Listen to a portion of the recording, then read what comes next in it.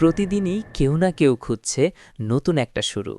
কেউ কানাডার ব্যস্ত শহরে, কেউ নিউজিল্যান্ডের নীল আকাশের নিচে, কিংবা অন্য কোনো দেশে।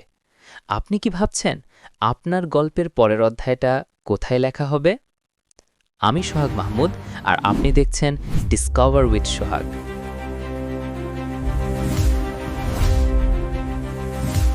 আজ আমরা খুঁজে বের করব ২০২৬ সালে পড়াশোনা, কাজ কিংবা পিআরের জন্য কোন দেশটা সত্যি আপনার স্বপ্নের ঠিকানা। এটা শুধু তুলনা নয়, এটা এক নতুন জীবনের সিদ্ধান্তের শুরু। নাম্বার 1, স্থায়ী বসবাস বা পিআর সুযোগ। বন্ধুরা, কে এগিয়ে? নিঃসন্দেহে কানাডা। তাদের এক্সপ্রেস এন্ট্রি সিস্টেম বিশ্বের সবচেয়ে স্বচ্ছ ও দ্রুত। আপনার বয়স, শিক্ষা, অভিজ্ঞতা সবকিছু মিলিয়ে পয়েন্ট হিসাব হয়, আর স্কোর ভালো হলে মাত্র ৬ থেকে ১২ মাসেই পেয়ে যেতে পারেন পিআর। প্রতি বছর কানাডা স্বাগত জানায় ৪,৬৫,০০০-এরও বেশি অভিবাসীকে, অর্থাৎ সুযোগের দরজা একেবারে খোলা। অন্যদিকে নিউজিল্যান্ডের প্রক্রিয়াটা ধীর এবং একটু বেছে নেয়, তবে এই দেশটিও অভিবাসন নীতিতে কিছুটা পরিবর্তন এনেছে। ২০২৬ সালের আগস্ট থেকে ৯ গ্রেড মাস্টার্স ডিগ্রি সম্পন্নকারীদের ৬ পয়েন্ট দিবে, যা দিয়ে পিআরের জন্য আবেদন করতে পারবেন আবেদনকারীর, যদি মিড লেভেলের জব ও স্যালারি থাকে। তাহলে পূর্বে এই ৬ পয়েন্ট পেত পিএইচডি ডিগ্রি সম্পন্ন করলে। নিউজিল্যান্ডও চাচ্ছে তার অর্থনীতিতে বিদেশিদের যুক্ত করে পরিসর বৃদ্ধি করতে। ওদের সিস্টেমে পিআর পেতে সাধারণত ১২ থেকে ২৪ মাস সময় লাগে। দ্রুত পিআর ও উচ্চ সুযোগ চাইলে কানাডা অপ্রতিরোধ্য, কিন্তু কম প্রতিযোগিতা, শান্ত পরিবেশ ও সহজ জীবন চাইলে নিউজিল্যান্ডই শান্ত স্বর্গ। নাম্বার 2, চাকরির বাজার ও ইনকাম। বন্ধুরা, একটা দেশের আসল শক্তি তার কাজের বাজার। কানাডায় এখন আইটি, ইঞ্জিনিয়ারিং, স্বাস্থ্যসেবা, কনস্ট্রাকশন সব সেক্টরে বুম চলছে। গড় আয় বছরে ৬০ থেকে ৮০,০০০ কানাডিয়ান ডলার। তবে মনে রাখবেন, টরন্টো ও ভ্যানকুভারে প্রতিযোগিতা ভয়াবহ। নিউজিল্যান্ডের দৃশ্যটা একটু ভিন্ন। এখানে ওয়ার্ক লাইফ ব্যালেন্স দুর্দান্ত। মানুষ সপ্তাহে মাত্র ৩৭ থেকে ৪০ ঘণ্টা কাজ করে। চাহিদা বেশি নার্সিং, কৃষি ও ট্যুরিজম খাতে।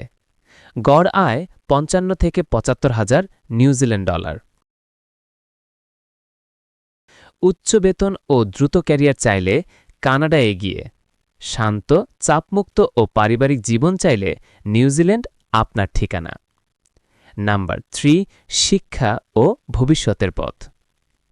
বন্ধুরা, তরুণদের জন্য সবচেয়ে গুরুত্বপূর্ণ সেকশন শিক্ষা ও ভবিষ্যৎ। কানাডায় এখন ৬ লক্ষেরও বেশি আন্তর্জাতিক শিক্ষার্থী। টরন্টো, ম্যাকগিল, ইউবিসি বিশ্বসেরা বিশ্ববিদ্যালয়।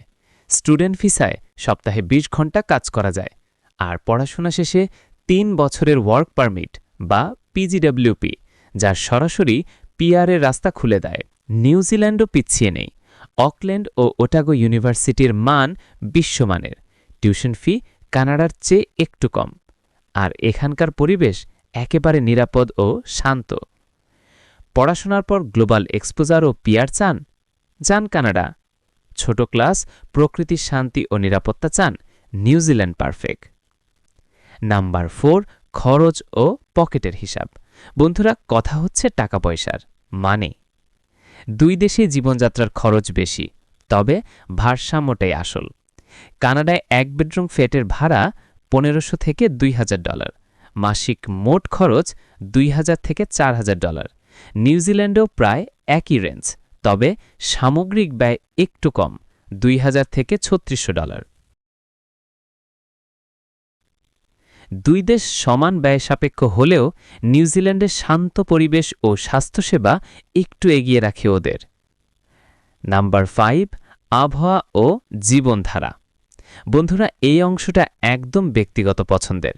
কানাডায় ৬টি টাইম জোন, ৪টি ঋতু, তুষারে ঢাকা শহর, রঙিন শরৎ আর গ্রীষ্মে পাহাড়ে হাইকিং। অন্যদিকে নিউজিল্যান্ডের জলবায়ু একেবারে উল্টো।